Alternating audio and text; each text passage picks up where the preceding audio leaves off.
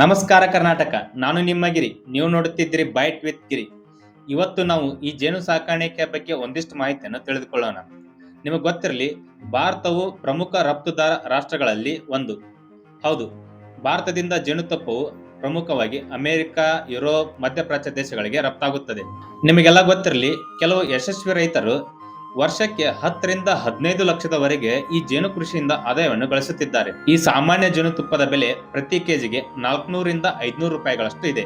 ಅದೇ ಶುದ್ಧ ಸಾವಯವ ಮತ್ತು ಔಷಧಿಯುಕ್ತ ಗುಣಗಳನ್ನು ಹೊಂದಿರುವ ಜೇನುತುಪ್ಪದ ಬೆಲೆ ಪ್ರತಿ ಕೆಜಿಗೆ 1000 ರಿಂದ 1500 ಅಥವಾ ಅದಕ್ಕಿಂತ ಹೆಚ್ಚಿಗೆ ಇರುತ್ತದೆ. ಹಾಗಾದ್ರೆ ಈ ಜೇನು ಕೃಷಿಯನ್ನು ಹೇಗೆ ಮಾಡಬೇಕು? ಇದರ ಬಗ್ಗೆ ಹೆಚ್ಚಿನ ಮಾಹಿತಿಯನ್ನು ಕೃಷಿ ಮೇಳದಲ್ಲಿ ಹೋದಾಗ ನಾವು ತಿಳಿದುಕೊಂಡು ಬಂದೆವು. ಆ ವಿಡಿಯೋವನ್ನ ನೆಕ್ಸ್ಟ್ ಹಾಕ್ತೀವಿ, ಅದನ್ನು ಸಂಪೂರ್ಣವಾಗಿ ನೋಡಿ. ನಂತರ ರೈತರು ಬೆಳೆದ ಇತರ ಬೆಳೆಗಳ ಮೇಲೆ ಈ ಜೇನು ಸಾಕಾಣಿಕೆಯಿಂದ ಏನು ಪರಿಣಾಮ ಬೀಳುತ್ತೈತೆ ಅಂತ ಹೇಳ್ತೀವಿ. ಹನಿ ಎಕ್ಸ್ಟ್ರಾಕ್ಟರ್ ಅಂತ ಈಗ ಫಾರ್ಮರ್ಸ್ ಏನೇ ಮಾಡ್ತಾರೆ ಅಂದ್ರೆ ಕೂಮ್ ಇದೆಯಲ್ಲ, ಕೂಮ್ನ ವೇಸ್ಟ್ ಮಾಡ್ತಾರೆ. ಸೊ ಇದ್ರಲ್ಲಿ ಹಾಕಿ ನಾವು ವಿದ್ಯೆ ಮಾಡಿದಾಗ ಸೆಂಟ್ರಿಫ್ಯೂಗಲ್ ಫೋರ್ಸ್ ಇಂದ ಅದು ಹನಿ ಬರುತ್ತೆ. ಸೊ ಕೂಮ್ ವೇಸ್ಟ್ ಆಗಲ್ಲ, ನಮ್ಗೆ ಹನಿನೂ ವೇಸ್ಟ್ ಆಗಲ್ಲ.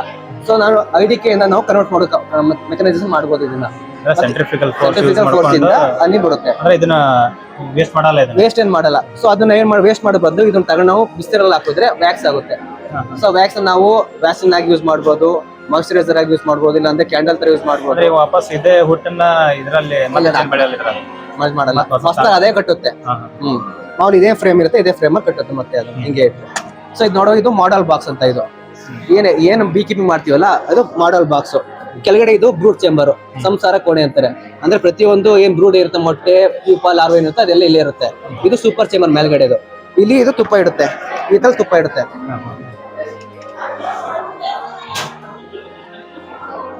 ಮತ್ತೆ ಇದು ಸ್ಮೋಕರ್.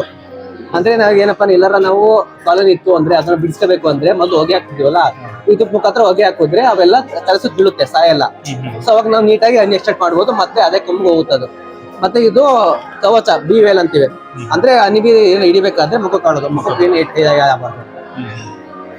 ಕಾನ್ಸೆಪ್ಟ್ ಏನಪ್ಪಾ ಅಂದ್ರೆ ಜನಕ್ಕೆ ಇದನ್ನ ಬೇರೆ ಬೇರೆ ತರ ಹನಿಬಿ ಸ್ಪೀಸೀಸ್ ಯಾವ ಇದೆ ಅಂತ ಹೇಳ್ಸೋಕೋಸ್ಕರ ಮಾಡಿರುವಂತದ್ದು. ಮೇನೆ ಎಪಿಕಲ್ಚರ್ ಅಲ್ಲಿ ಮಾಮೂಲಿ ಹನಿಬಿಯಲ್ಲಿ 4 ಟೈಪ್ ಬರ್ತವೆ: ಎಪಿಸ್ ಸೆರೆನಾ, ಎಪಿಸ್ ಡಾರ್ಸಿಟಾ, ಎಪಿಸ್ ಮಿಲ್ಲಿಫೆರಾ ಮತ್ತೆ ಎಪಿಸ್ ಸೆರೆನಾ ಇಂಡಿಕಾ ಅಂತ. ಸೊ ಮೇಜರ್ ನಾವೇನ್ ಮಾಡ್ತೀವಿ ಅಂದ್ರೆ ಕಮರ್ಷಿಯಲೈಸ್ ಮಾಡೋಕ್ಕೋಸ್ಕರ ಎಪಿಸ್ ಸೆರೆನಾ ಇಂಡಿಕಾ ಮಾತ್ರ ಕಮರ್ಷಿಯಲೈಸ್ ಮಾಡ್ತೀವಿ. ಇದನ್ನ ಮಾತ್ರ ಬೀ ಕೀಪಿಂಗ್ ಮಾಡ್ತೀವಿ. ಯಾಕಪ್ಪ ಅಂದ್ರೆ ಪ್ಯಾರಲ್ ಆಗಿ ಕುಂಪ್ ಕಟ್ತವೆ. ಸೊ ಒಂದು ಕುಂಪಕ್ಕ ಒಂದು ಕುಂಪ್ ಕಟ್ತಿರ್ತವೆ. ಎಕ್ಸಾಂಪಲ್ ಇದು ಫ್ರೇಮ್ ಅನ್ಕೊಂಡ್ರೆ ಈ ಫ್ರೇಮ್ ಅಲ್ಲಿ ಒಂದ್ ಕಟ್ತವೆ. ಸೊ ಒಂದು ಬಾಕ್ಸ್ ಅಲ್ಲಿ ಎಕ್ಸಾಂಪಲ್ ಇದು 4 ಫ್ರೇಮ್ ಬಾಕ್ಸ್. ಇದೇ ತರ ನಾವು 4 ತರ ಬಾಕ್ಸ್ ಮಾಡ್ಬೋದು. 4 ಫ್ರೇಮ್ ಬಾಕ್ಸ್ ಆಗಿರ್ಬೋದು, 6 ಫ್ರೇಮ್ ಬಾಕ್ಸ್ ಆಗಿರ್ಬೋದು, ಮತ್ತೆ 8 ಫ್ರೇಮ್ ಬಾಕ್ಸ್. 8 ಅಲ್ಲೇ 2 ತರ ಬರ್ತವೆ: ಡಬಲ್ ಕ್ವೀನ್ ಬರುತ್ತೆ, ಸಿಂಗಲ್ ಕ್ವೀನ್ ಬರುತ್ತೆ. ಸೊ ಒಂದೇ ಬಾಕ್ಸ್ ಅಲ್ಲಿ 2 ಕ್ವೀನ್ ಮಾಡ್ಬೋದು ಬೇಕಾದ್ರೆ. ಬಟ್ ನಾವೇನ್ ಡಿಸೈನ್ ಮಾಡ್ತೀವಿ ಅಂದ್ರೆ ಒಂದು ಬಾಕ್ಸ್ ಒಂದೇ ಕ್ವೀನ್ ಬರ್ತಾರೆ ಮಾಡ್ತೀವಿ. ಸೊ ಇದೇ ತರ ನೋಡಿದ್ರೆ ಇದು ಎಪಿಸ್ ಸೆರೆನಾ ಇಂಡಿಕಾದು, ಇದು ಎಪಿಸ್ ಫ್ಲೋರಿಯಾ ಅಂತ, ಅಂದ್ರೆ ಕಡ್ಡಿ ಜೇನು. ಇದು ಎಪಿಸ್ ಡಾರ್ಸಿಟಾ, ಹೆಜ್ಜೇನು. ಇದಲ್ಲದೆ ಇನ್ನೊಂದು ಬರುತ್ತೆ ಈಗ ಹೊಸದಾಗಿ, ಸ್ಟಿಂಗ್ಲೆಸ್ ಬಿ ಅಂತ. ಅದೇ ಮಾಡಿ ಸ್ಟಿಂಗ್ ಮಾಡಲ್ಲ, ಬಟ್ ಅದು ಕಚ್ಚುತ್ತೆ. ಇವೆಲ್ಲ ಸ್ಟಿಂಗ್ ಮಾಡ್ತವೆ. ಸೊ ಅದರಿಂದ ಏನ್ ತೊಂದರೆ ಇಲ್ಲ. ಸೊ ಇದನ್ನ ಕಂಪೇರ್ ಮಾಡಿದ್ರೆ ಇದು ಜಾಸ್ತಿ ತುಪ್ಪ ಕೊಡುತ್ತೆ ಕಂಪೇರ್ ಮಾಡಿದ್ರೆ. ಅದಾದ್ಮೇಲೆ ಎಪಿಸ್ ಸೆರೆನಾ ಕೊಡುತ್ತೆ.